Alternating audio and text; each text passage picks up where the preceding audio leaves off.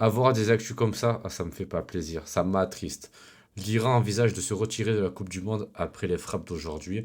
Leurs 3 matchs de poule doivent se jouer aux États-Unis.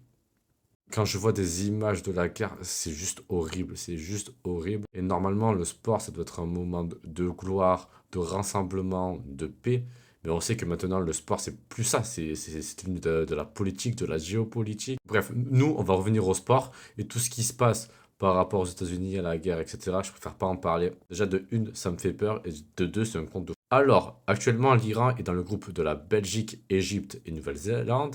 Et si ils sont amenés à se retirer pour des raisons géopolitiques, du coup, bah, le scénario le plus probable, c'est qu'ils prennent soit les Émirats Arabes Unis ou soit l'Irak. En fait, ils vont prendre normalement des pays du chapeau de l'Asie ou de l'Afrique continentale.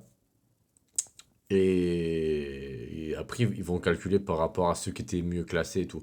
Bon, c'est pas sûr du tout que ce soit ces deux équipes, mais c'est potentiellement possible. Et en fait, la FIFA a aussi des protocoles liés à ça, mais je crois que ces protocoles, ils sont assez secrets, c'est assez compliqué de...